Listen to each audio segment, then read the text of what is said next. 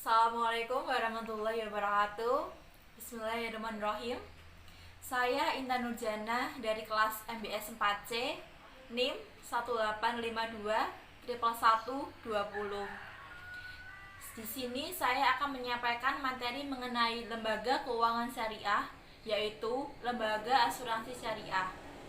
Baik, kita mulai dulu pengertian dari asuransi. Asuransi sendiri ialah perjanjian dua orang atau lebih dengan memberikan premi, kemudian diberikan berupa dengan penggantian sebuah kerusakan, kehilangan, atau hal-hal yang tidak diinginkan, seperti kematian. Asuransi syariah berasal dari bahasa Arab ad-syariah yang berarti saling memikul, saling menanggung. Selanjutnya berasal dari bahasa Arab at-tamin yang berarti aman, tenang. Maka asuransi syariah ialah saling memikul, saling menanggung resiko antar sesama, sehingga antara satu dengan yang lain sama-sama menjadi seorang penanggung atas sebuah resiko. Maka dapat ditarik kesimpulan bahwa lembaga asuransi syariah ialah lembaga keuangan non-bank yang berisi perjanjian antara dua orang atau lebih dengan memberikan premi, kemudian dialokasikan untuk sebuah penggantian berupa kerusakan, kehilangan, kematian, atau sesuatu yang tidak diinginkan, semisal musibah. Kemudian resiko akan berpindah antara kedua belah pihak sehingga satu dengan yang lainnya sama-sama menjadi seorang penanggung atas sebuah resiko. Selanjutnya ialah sejarah asuransi. Dimulai pada tahun 1979, asuransi berkembang di Sudan. Kemudian Uni Emirat Arab mulai mengembangkan asuransi jiwa yang berbasis syariah. Kemudian pada tahun 1981, asuransi mulai berkembang dan mulai memperkenalkan metode asuransi di Jenewa. Berikutnya pada tahun 1983 muncul perusahaan ITC di Jerman. Kemudian selain diadopsi asuransi dan berkembang sampai ke Indonesia. Selanjutnya ialah dasar hukum asuransi. Dasar hukum asuransi saya ambil dari hadis riwayat Bukhari Muslim bahwa seorang muslim dan muslim lainnya ibarat seperti bangunan yang saling menguatkan satu sama lain. Hal ini jelas tertera pada asuransi bahwa asuransi saling memikul resiko antara kedua belah pihak sehingga mereka saling menanggung resiko kerugian. Poin berikutnya ialah penggolongan asuransi. Ada 3, yaitu menurut sifat pelaksanaannya. Ada dengan sukarela. Penggolongan asuransi dengan sukarela ialah membayar dengan sukarela dan semata-mata atas kesadaran ia untuk membayar sebuah asuransi. Contoh dari asuransi sukarela ialah asuransi kendaraan bermotor, asuransi kecelakaan, dan sebagainya. Selanjutnya ialah sifat pelaksanaannya berdasarkan wajib atau asuransi wajib. Asuransi wajib ialah asuransi yang dibayarkan wajib atau sesuai dengan peraturan perundang-undangan, semisal asuransi tenaga kerja. Poin berikutnya ialah penggolongan asuransi berdasarkan jenis usaha. Jenis usaha ya ada asuransi jiwa, asuransi yang berkaitan dengan jiwa. Kemudian ada asuransi reasuransi. Reasuransi ialah asuransi kembali seorang penanggung yang diberikan kepada tertanggung. Berikutnya ada asuransi jumlah. Dengan membayar jumlah yang sudah ditentukan jumlahnya oleh sebuah lembaga asuransi. Selanjutnya ialah asuransi kerugian dengan membayar ganti rugi penanggung kepada tertanggung. Kemudian penggolongan asuransi berdasarkan tujuan. Ada 2, yaitu asuransi komersial yang bertujuan untuk mencari keuntungan seperti asuransi premi, asuransi bagi hasil, dan sebagainya. Ada juga tujuan asuransi berdasarkan sosial, yaitu untuk tujuan sosial bagi suatu masyarakat. Kemudian ialah perbedaan antara asuransi konvensional dengan asuransi syariah berdasarkan tujuannya ya guys. Tujuan asuransi konvensional ialah untuk mendapatkan keuntungan sebesar-besarnya, sedangkan tujuan dari asuransi syariah untuk meminimalisir kerugian atau resiko kerugian. Berikutnya ialah sumber hukum dan regulasi. Sumber hukum dan regulasi asuransi konvensional ialah berdasarkan pribadi atau dibuat oleh manusia sendiri, sedangkan asuransi syariah hukum dan regulasinya berdasarkan para ulama. Poin berikutnya ialah investasi. Investasi keuangan konvensional adalah tidak ada, sedangkan konvensional itu ada investasinya, sedangkan asuransi sosial itu tidak ada investasinya. Pemilik dana asuransi konvensional ialah pemilik dana adalah para nasabah yang sudah sepenuhnya memiliki saham untuk sebuah perusahaan asuransi.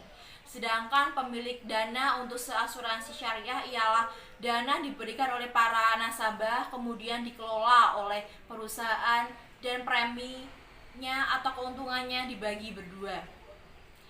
Poin selanjutnya ialah tujuan asuransi. Yang pertama ialah berbagi resiko. Saat kita terjun ke dalam asuransi, maka kita akan berbagi resiko dan resiko akan ditanggung oleh nasabah dan perusahaan.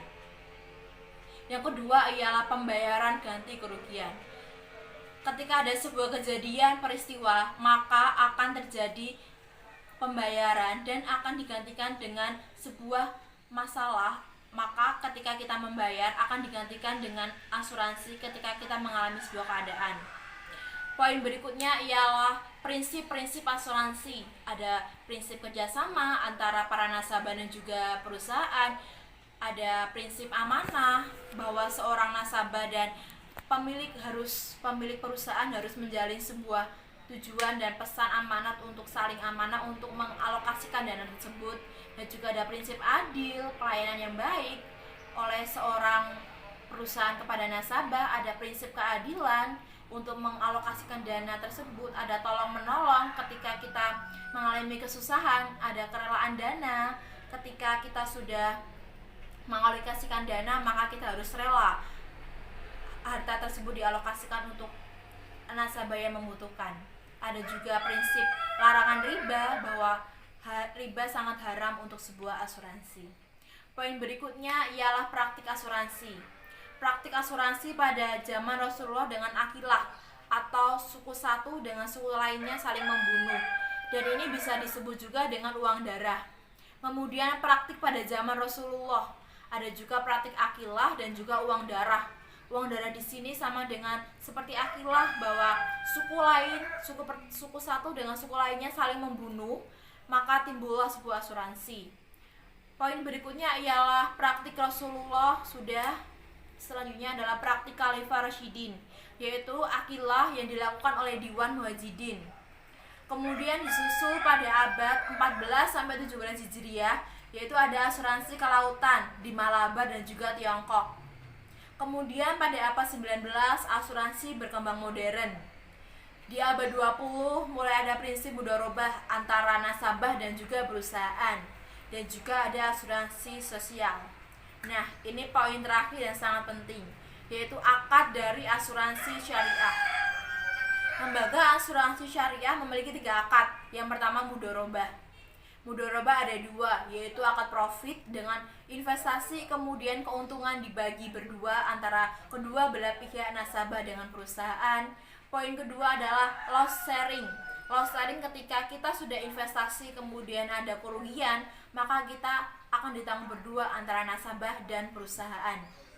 Kemudian prinsip akad selanjutnya ialah mudharabah musyarakah, di mana nasabah dan juga perusahaan sama-sama mengalokasikan dana, kemudian dana tersebut digunakan untuk membantu sesama atau investasi. Kemudian ialah prinsip wakalah bin ujroh, pengelolaan dana dengan mewakilkan dana tersebut untuk dikelola perusahaan. Kemudian nasabah memberikan sebuah memberikan sebuah fee atau upah atas jasa perusahaan tersebut. Kemudian di sini nasabah juga memiliki hak sepenuhnya untuk mengelola dana tersebut. Biasanya digunakan untuk rekening tabaru atau digunakan untuk membantu nasabah lain yang sedang menghadapi musibah. Nah, setelah 3 akad tersebut, asuransi syariah dilaksanakan mengenai dua, yaitu asuransi syariah berbasis saving atau tabungan dan asuransi syariah yang berbasis non-saving atau non-tabungan. Saving sendiri ialah ketika uang premi disebut dimasukkan ke dua rekening, rekening tabaru dan juga rekening untuk investasi. Rekening tabaru digunakan untuk nasabah yang mengalami kecelakaan, meninggal atau kerugian. Sedangkan yang kedua ialah nasabah yang ingin berinvestasi, kemudian keuntungannya digunakan untuk keuntungan saving ialah 60% untuk peserta dan juga 40% untuk perusahaan. Poin selanjutnya ialah asuransi non-saving. Non-saving sendiri ialah non-tabungan. Ketika kita sudah berinvestasi, premi dialokasikan untuk investasi tersebut mendapatkan keuntungan dan keuntungan dikurangi dengan beban sehingga hasilnya tersebut digunakan 40% untuk peserta dan juga 60% untuk perusahaan. Jadi begitu. Namun ketika saya kemarin berobservasi yang sering digunakan oleh sebuah lembaga, yaitu selisihnya ialah yang saving 70% untuk peserta dan 30% untuk perusahaan. Sedangkan non-saving 30% untuk peserta dan 70% untuk perusahaan. Nah, sekian dari saya mengenai lembaga asuransi syariah.